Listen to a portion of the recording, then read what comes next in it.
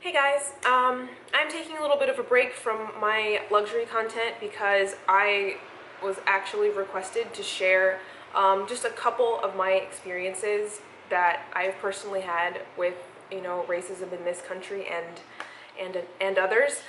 But don't worry, the luxury will go on.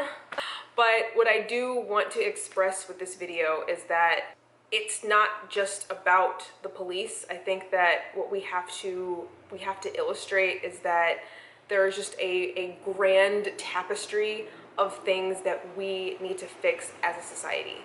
And I'm just gonna give you just a couple of things in no particular order that have happened to me that have nothing to do at all with police. One of them has to do with police, but we'll get to that. Now, I'm going to try to walk a very delicate line of, getting to the point and speaking concisely while still providing context and detail, and we'll see how this goes. But thank you all for watching this, and I hope that maybe this will change some of your perspectives, maybe this will change some of your behavior. So you guys know that I am also a professional model. I've spoken about this many times. That's been one of my jobs for a decade at this point. I am going to tell you about a photo shoot that I was on. This was in 2014. I was flown up to New York to do an album cover for a celebrity and was shooting with this really famous photographer that I can't, still to this day, you have to pinch me that I got to shoot with this photographer. I mean, it ended up that I was barely in the photo. I would share it if I could. One of the facts of modeling is that you don't exactly get to see all of the work you do, unfortunately. And I had gotten a sew-in weave, sew-in extensions for the first time. You have to buy hair, you have to buy tracks of hair.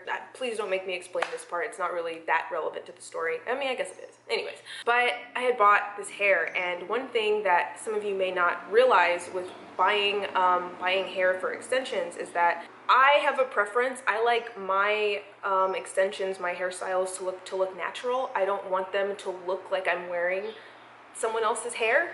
I want it to look like my hair is just longer and my hair is protected underneath from all the heat styling, etc.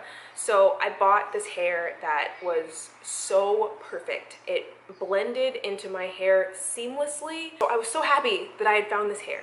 Blended perfectly, it behaved the way my hair did, it moved like my hair moved. It would get like a little bit frizzy, the same way my hair would get a little bit frizzy when I would walk outside. So when you buy hair that matches your hair texture, even straightened, that means it's going to behave like your hair. So that means it's going to look more natural. That means it's going to just not look like a weave. I don't want to look like I'm wearing a weave, but I still want to wear a weave. I had just gotten it done, and then I was, called to New York to do this photo shoot. So I get there, and I'm all happy, I'm all excited. By this point, I've had many years of traumatic experiences with my hair and hairstylist during photo shoots, and I thought I'd finally gotten it. I finally solved the problem. I can tell you right now, I could do a whole video about modeling and photo shoots and hairstylists alone, but I'm not gonna do that. I'm just gonna tell you this one story. I get in the hairstylist chair. He does the once over. They always inspect your hair to see what they're gonna have to do, what is necessary, if they're gonna have to re-straighten it or curl it, which they somehow always have to re-straighten it. He says, oh, I see that you have extensions, let me look at them. And I was, again, I'm so excited, I'm so happy because I finally felt like I had found a solution to all of my problems. And he starts going to go through and comb and straighten it. And what he says is, oh my God, this hair is so difficult. Where did you get this hair from?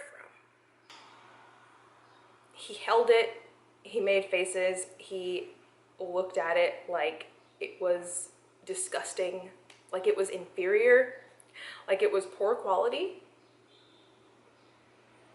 And of course, he didn't know this, but that hair that was so disgusting and inferior and poor quality was exactly like mine. So here I am at one of the peaks in my career as a model, and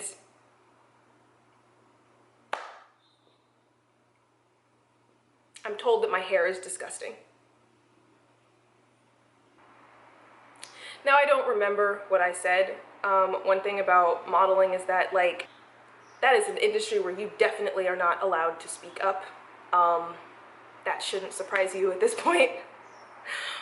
But I can't tell you how much it hurt to hear that from someone.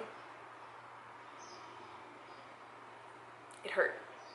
And because they were extensions, because it was, you know, hair that had been purchased, he felt comfortable expressing that. I don't know that any, like, sane, regular, rational person would say that to someone about the actual hair growing out of their head. But I can tell when the hairstylists work with me, you can tell that there's just a feeling of, like, undue burden on them when I'm in their chair. 2014. 2003. I was 12. We were doing a family road trip to go visit my grandparents in Mississippi. We were driving from Connecticut. We drove all the way down. It was me, my dad, and my sister. So it was a 3-day drive. On, I believe this was day 2. We had made it from Connecticut to, like, I'm foggy as to exactly, like, was it West Virginia, was it Kentucky? We had stayed in a hotel the night before, and we were hungry and we wanted to go and get breakfast. So, you know, we stop at this place. Definitely more of a rural area. The interstate passed through this area, and we stopped at a Waffle House. And now 29-year-old Catherine knows about the Waffle House, but 12-year-old Catherine didn't know. You know, relatively early in the morning, we're getting breakfast so we can get on the road and get to Grandma's house. We stop at the Waffle House. We walk in, we go and sit down, and everyone inside of the restaurant just stops what they're doing. That means customers, that means people at the grill. The whole room goes silent and everyone is just staring at us. And now, nothing was said. No insults hurled. We weren't shooed out of there. But the air in there felt so uncomfortable. Just, I felt terror. And mind you, I'm with my dad, who's this big, strong man. And without saying a word,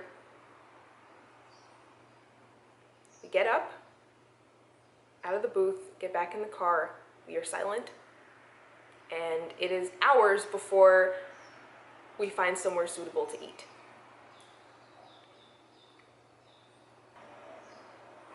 2003.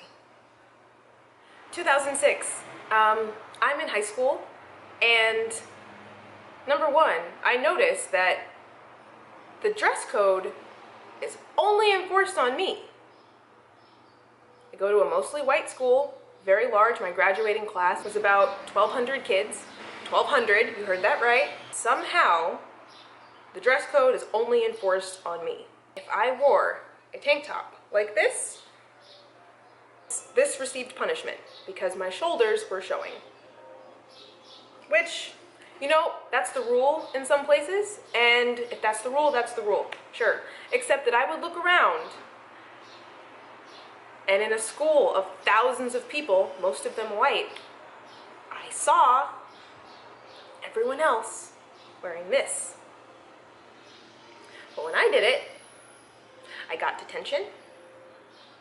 It went all the way up to in-school suspension. And now you're probably thinking, you know, why didn't you just stop doing it? It became unfair. It became unfair. And I think that when we decide to make rules and you decide you need people to enforce them, like, you need to be fair.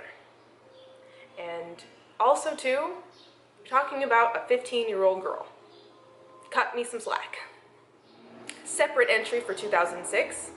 This may or may not surprise you to hear this, but we, in my high school, there was a group of black girls that were at my high school, and they decided to create a step team. Never had existed before in the high school where I went. And it was a group of maybe like 25 or 30 out of like literally thousands of students. So small group, relatively. And we wanted to perform in the pep rallies.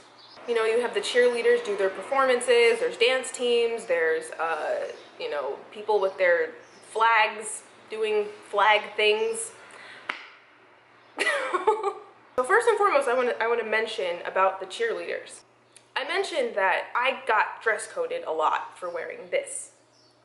I couldn't wear skirts, I couldn't wear shorts, I couldn't wear any of those things that I saw all of my peers wearing. All the other girls got to wear certain things, I could not. The cheerleading uniform was a micro, mini, tiny little skirt. I'm sure you're familiar. I'm sure I will very easily be able to find a photo example of what I am talking about. That was the school uniform, and it actually said, insert high school name here. You know, that was the school approved uniform for those girls, yet this was a problem. That's first. Second, pep rally performance. I remember there was a time where they needed to like review our routines. We were told that we couldn't do any type of like explicit dancing, and that was going to be monitored. It was going to be enforced, which I was like, I mean, I guess, yeah, you don't want to, you know, show people twerking during the pep rally for school. That's fine. Sounds like a rule you might want to have for a school event. I remember wondering, like, I wonder if the cheerleaders get their routines approved. And the moment I said that, we're at this pep rally, I literally could not believe my eyes. I noticed for the very first time, their dance routine included sexually suggestive movement. And when I say that, I'm going to describe it to you. When I say that the micro mini skirt that I mentioned with the little spanky pants, right?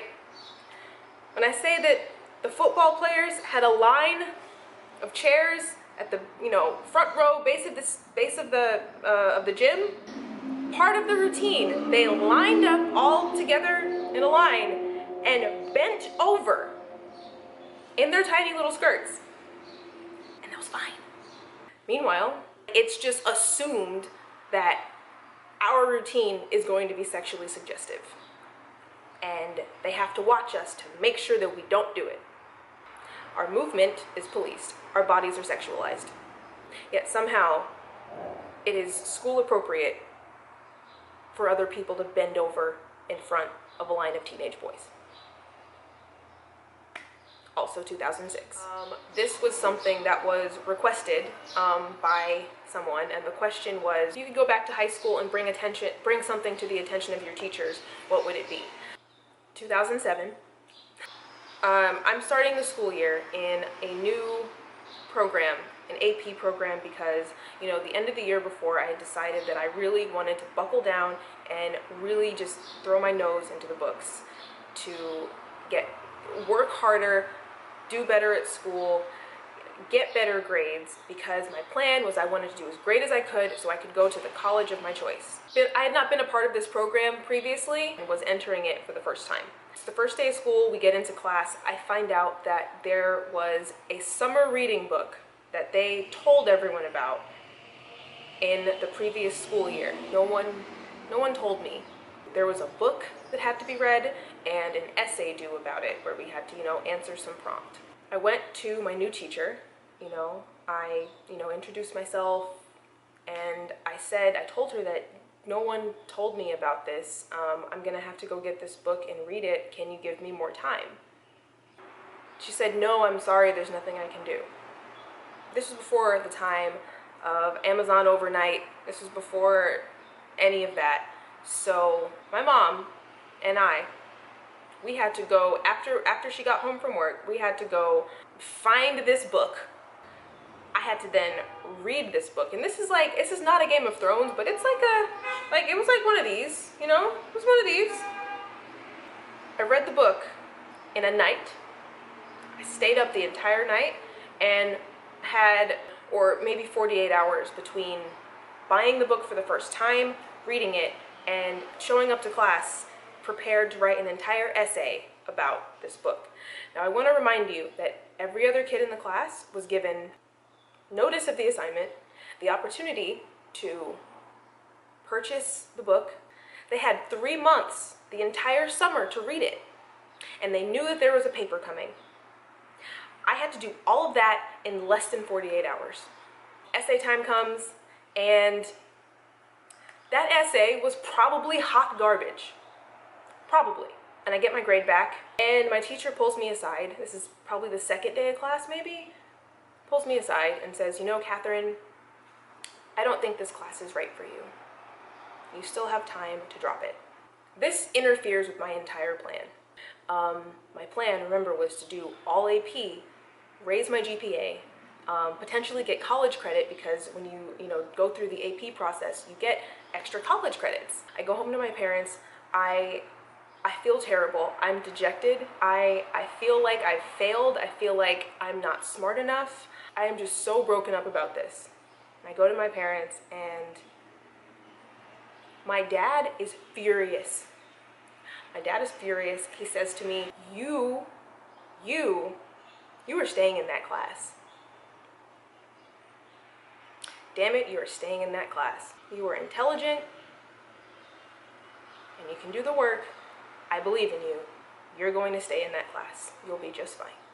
I stay in the class, and I do really well. I work hard, and I learn a whole bunch of new things. I get new perspectives. The reading that we have to do in this class is actually interesting for the first time. I was excited to go to that class every day. It grew to be my very favorite class. I learned so much, and I learned about the English language. There's a lot of things. It's been a really long time. This was 2007, so it's been a while. But if you've seen any of my writing, especially anything that has come across on Instagram, in my Instagram captions, like, I enjoy writing. I don't do it enough, and yes, there are typos that you probably have to wait around, and apologies for that, but there is a lot of my writing today that was picked up in that classroom. And that almost didn't happen because that one teacher was ready to give up on me that quickly.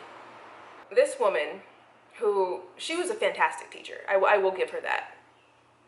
There are other problems, other issues, not unrelated to this, that we butted heads about, but she was a fantastic teacher. And it makes me sad that with as much as I learned from her, I remember this. But it is deserved. I get A's in this class. We talked about the writing structure and debate and rhetorical devices. This was that, and how to really create an argument. And I loved it. I was just so engaged with it. And end of the school year comes around, and it's one of the last days of school. She stops class to say, "I would like to take a moment to recognize Catherine. She is the most improved person in this class." And I bet she thought that was praise, but it was humiliating. First of all, no. You underestimated me. You thought I couldn't do this. You said I didn't belong in here. That was nobody but you. Number one, can we recognize for a moment the allegory of what privilege looks like when everyone else was given 3 months heads up on an assignment to read an entire book, and one person gets 48 hours? This, because we're spelling things out now, this is an example of privilege manifest that has nothing to do with race. And furthermore, I wonder what it was just convinced her so hard that the right thing to do would be to just chuck me aside.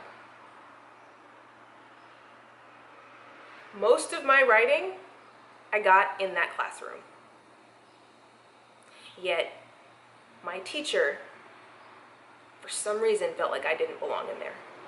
And one thing I would be really interested to know is I made it through because I had someone in my corner who believed in me. I would love to know how many other students she said this to.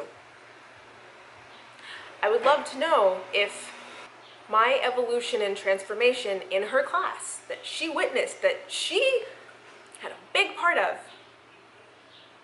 I wonder if after that she gave students a chance. I would love to hope that some other kid is out there benefiting from her teaching, because she's really good. But I want to know how many other kids she shooed away, and I want to know if maybe someone else got access to the information after me. 2007. 1996. I'm in first grade. I am 5. My mom got me the big box, the Crayola crayons. You guys remember those? Big box, right? And like, that was like hot to have, you know, being 5 years old in 1996. Oh yeah, big time. My favorite color, by the way, was cerulean. Out of 96 crayons, there are many shades, you know, of blues and reds and oranges, but there was one shade in there that was called flesh. And you color it, and it's supposed to be the color of skin. Except, I want to remind you that at this time in children's lives, this is where they're learning nouns and they're learning colors and associating those colors with those objects. And when you see for the first time that the thing that means skin isn't the color of your skin, it's not the color of your mom's skin or your dad's skin. This is the time where children are learning, like, fire truck is red, grass is green, sky is blue.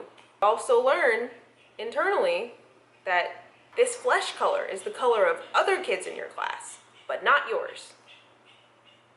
Now, I don't have kids, but a lot of you guys are mommies out there. Kids pick up on this stuff. So whether you think you're teaching them this or not, they're still getting the message. 1996. And last, I have 2018. This actually does involve police, but not police in a United States city. No, no, no. I was on a train crossing the border from Switzerland to Italy. I had been up early. I fall asleep really easily when I'm in vehicles. So I was dozing in and out of sleep on this train. This was at a very, very difficult time in my life. I was in a place where I didn't want to be. I'm not going to elaborate much further than that. We had just crossed the border into Italy, and half asleep, I see the police get onto this train, and I am in a group of like maybe 16 people, 8 couples, maybe 16 to 20 people.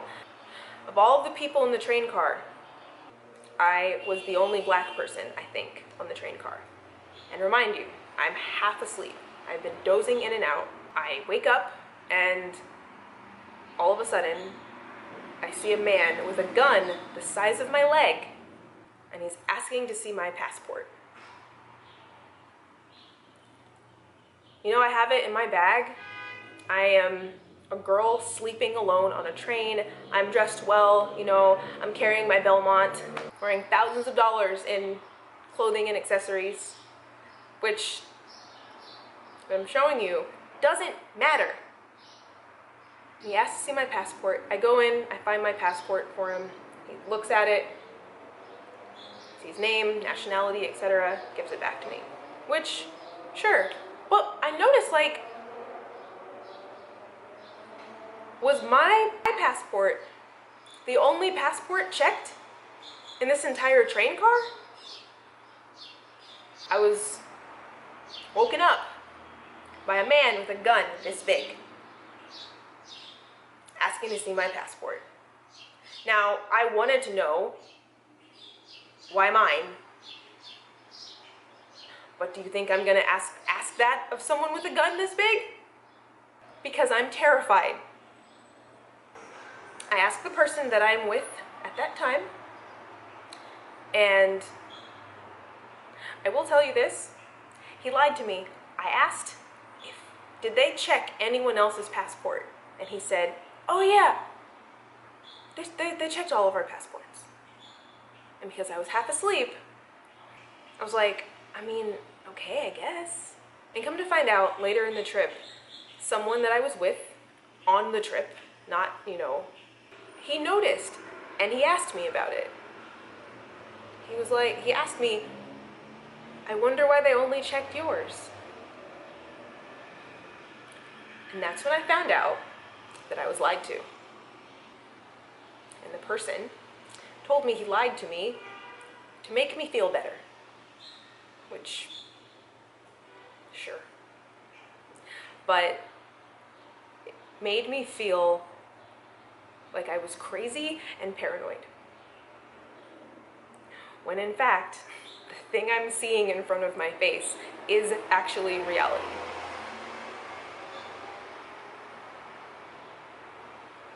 (2018). Italy, not the United States. So, yeah, this was somber, this was dark, but maybe those of you who were not aware of what the people around you, the people in your community, your brothers and sisters of color, deal with different points in their life, every day, some days, most days. Maybe this has been enlightening for you. Maybe my stories will just give you a level of awareness that you didn't previously have. Now, I've said this before, but there are a million things that we need to fix in this country. A lot of them involve police enforcement. A lot of them do. But so many of them don't. And now, Crayola has discontinued the flesh crayon. They did many, many years ago, right? But not in time for 5-year-old me to not pick up that message that skin is supposed to be a different color. There's a lot we need to do. I thank you for listening. When we know better, we'll do better, and I hope this gives you a different perspective. So thank you so much for watching. The luxury will go on, but not today.